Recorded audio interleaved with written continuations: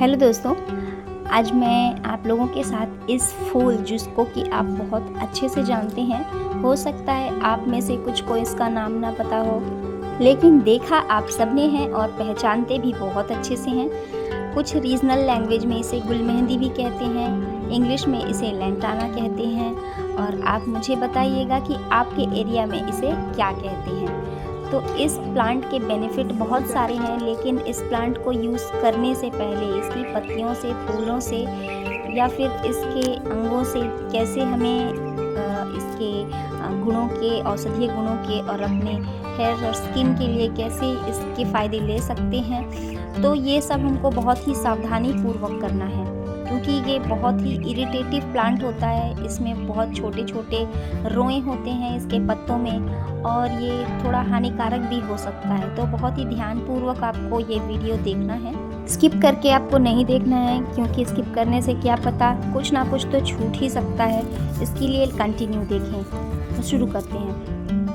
हम में से सभी को कभी ना कभी स्किन से रिलेटेड प्रॉब्लम्स जैसे कि नॉर्मल खुजली, इचिंग और लालिमा होती है, तो हम इसकी पत्तियों के तेल का यूज़ कर सकते हैं। बहुत ही फ़ायदेमंद होता है इसका तेल, हमें बहुत ही रिलीफ मिलता है इसको लगाने से। इसके अलावा इसके एंटीसेप्टिक गुण के कारण जैसे हमें माइनर कट्स या घाव होते हैं, तो इसकी पत्तियों का रस या फिर इसका तेल लगाने से भी बहुत जल्दी फ़ायदा होता है। इसके तेल में इतने सारे गुण होते हैं कि ये हमारे एक्जिमा, यहाँ तक कि लेप्रोसी में भी काम आता है। इसकी ऑयल को लगाया जा सकता है और इसी के साथ मैं आपको अगली स्लाइड दिखाऊंगी और इसके बारे में बताऊंगी। जनरली इसके औषधीय गुण की वजह से हम स्किन के लिए ही नहीं, अपने हेयर हेल्थ के लिए भी इसका यूज़ करते हैं, जो कि मैं आपको आगे बताने वाली हूँ। वीडियो को अच्छे से बने रहिएगा, पूरा देखिएगा। और इसके अलावा इसका यूज़ दातून के रूप में भी किया जाता है। जी हाँ, दांतों को चमकाने के लिए भी इसका दातून किया जाता है। अब मैं आपको बताऊंगी कि इसको आप अपने हेयर्स के लिए कैसे यूज़ कर सकते हैं। ट्रेडिशनली इसे स्किन और हेयर्स के लिए यूज़ किया जाता था। इसके वैज्ञानिक प्रमाण भी मौजूद हैं। अब जैसा कि आप देख रहे हैं ऊपर कि आलू के छिलके या आलू और साथ में लेंटाना की पत्तियाँ उबाल करके हेयर रिंस बना करके आप यूज़ कर सकते हैं। और इन दोनों मिक्सचर का यूज़ बहुत सारे हेयर प्रोडक्ट्स में भी किया जाता है। इसके अलावा जो लेंटाना ऑयल होता है, जो कि आपको ऑनलाइन अवेलेबल हो जाएगा या आप लोकल मार्केट में चेक कर सकते हैं, तो इसे स्कैल्प में जब आप लगाते हैं तो आपकी स्कैल्प बहुत ही रिलीफ फील करती है और इसके अलावा आपके स्कैल्प की हेल्थ सुधरती है, जिससे कि आपके बाल भी हेल्दी होते हैं और आपको बहुत ही रिलैक्स फील होता है। आप इसे ट्राई ज़रूर कीजिएगा। पर आपको एक चीज़ का बहुत अच्छे से ध्यान रखना है कि जो इसका तेल होता है उसे आप डायरेक्टली स्कैल्प पर नहीं लगाएंगे। इसे आप किसी कैरियर ऑयल में मिला करके लगा सकते हैं, जैसा कि आप रोज़मेरी तेल को किसी न किसी तेल के साथ मिला करके यूज़ करते हैं। अब आगे चलिए। इसकी पत्तियाँ बहुत लाभकारी होती हैं। इनको कुचल करके आप छोटे मोटे कट्स, घाव या फिर स्किन इन्फेक्शन पर लगा सकते हैं। याद रखिएगा, चेहरे पर नहीं लगाना है आपको। अब आप अगर इसको कहीं भी लगाते हैं, छोटे मोटे कट्स, घाव या फिर स्किन इन्फेक्शन पर, तो ये आपकी हीलिंग को ज़्यादा तेज़ करता है। लगाने से पहले उस जगह को अच्छी तरह से साफ़ ज़रूर कर लें। अब हम आगे चलेंगे, इसको कैसे लगाना है और सेफ्टी रखनी है वो बताऊँगी मैं। वैसे तो इसका बाहरी इस्तेमाल सेफ़ ही माना जाता है, लेकिन कभी कभी इसकी एलर्जिक रिएक्शन देखने को मिल सकते हैं, इसलिए इसको यूज़ करने से पहले चाहे वो पत्ती हो या इसका तेल हो, आप पैच टेस्ट ज़रूर कर लें। और जो तेल होता है उसको आप यूज़ करने से पहले डाइल्यूट ज़रूर कर लें। इसका मतलब है कि इसको आप डायरेक्ट यूज़ ना करें, किसी न किसी तेल के साथ ज़रूर इसको मिक्स करके लगाएं। इस लेंटाना के यूज़ बहुत सारे हैं। इनमें एंटीऑक्सीडेंट के गुण भी पाए जाते हैं, इसलिए बहुत सारे लोग इसकी चाय भी बना करके पीते हैं। तो आपको मैं इसकी रेसिपी बताती हूँ कि आपको इसकी ताज़ी पत्तियाँ या हरी पत्तियाँ कह लें और सूखी पत्तियों का भी इस्तेमाल कर सकते हैं। इन्हें तोड़ करके उबलते पानी में आप डाल लें और अच्छे से छान करके आप इसको पी सकते हैं। छानने के लिए आप छन्नी के ऊपर एक मलमल का कपड़ा यूज़ कीजिएगा। इसका यूज़ आपको सर्दी खांसी जुकाम में भी आराम देगा।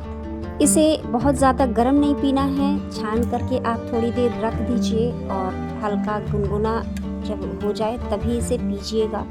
और आपको 1 से 2 कप 3 बार पीना है, यही रिकमेंडेड डोज है। अब आगे चलते हैं।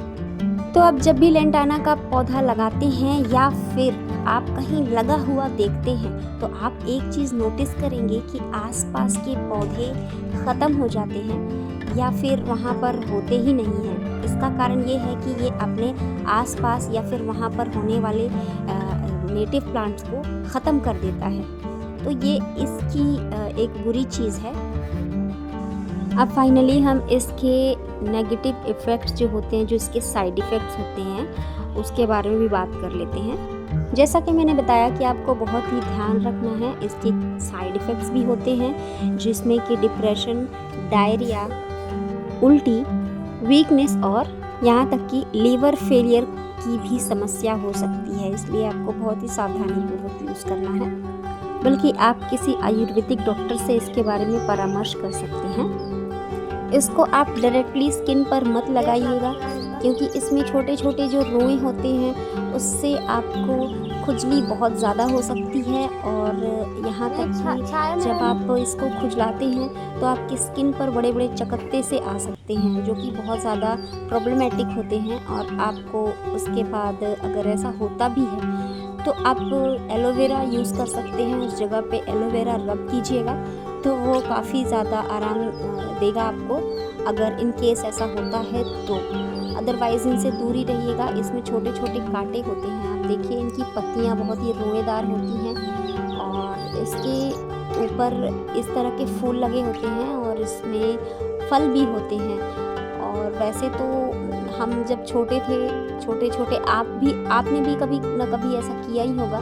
तो हम छोटे थे जब, तो इसके फ्रूट्स जब पक जाते थे और काले काले हो जाते थे तो हम तो इसको खाया भी करते थे। पर मैं आपको ऐसा करने के लिए नहीं कहूँगी, क्योंकि क्या पता अब वो चीज़ सूट करती है या नहीं करती है, इसके बारे में कुछ कहा नहीं जा सकता। तो ये तो हमारे घर के बाड़े पे लगे हुए थे, तो मैंने इस तरह के फ्रूट्स बहुत खाए हैं। और आज भी जो पके होते हैं और अच्छे हेल्दी फ्रूट्स होते हैं उन्हें हम लेकर के खा ही लेते हैं। लेकिन आप ऐसा मत कीजिएगा, मैं फिर से कह रही हूँ, आप ऐसा बिल्कुल मत कीजिएगा। ये कच्चे फ्रूट्स हैं देखिए, और जब ये पक जाते हैं तो ये ऐसे हो जाते हैं। तो बीच बीच से इनको निकाल करके गाँव के लोग और हम भी काफ़ी खाया करते थे और ये मीठे मीठे लगते हैं। तो आप प्लीज़ ऐसा मत कीजिएगा। अब इनके फ्लावर वैसे तो लोग डेकोरेटिव प्लांट के रूप में यूज़ कर सकते हैं, लेकिन अगर आप इसके आसपास कोई पौधे लगाते हैं तो वो होंगे नहीं। तो इस फ्लावर के साथ, इस फ्लावर के पौधे के साथ बहुत सारी बचपन की यादें भी जुड़ी हैं हमारी। तो इसलिए मैंने ये वीडियो बनाया और आप सबको इसके गुणों के बारे में बताना चाहा। तो इसी तरह के वीडियोस जो होते हैं, काफ़ी सारे पौधे होते हैं जिनके बारे में हम नहीं जान रहे होते हैं कि उनका हम किस तरह से फ़ायदा उठा सकते हैं। तो काफ़ी सारे वीडियोस मैंने बना रखे हैं और इसी सीरीज़ में मैं और भी इसी तरीके के वीडियोस बनाने वाली हूँ। तो आपको और भी अपने आसपास के जो बहुत ही जाने माने पौधे हैं उनके बारे में जानना हो तो सब्सक्राइब कर लीजिएगा, शेयर ज़रूर कर दीजिएगा।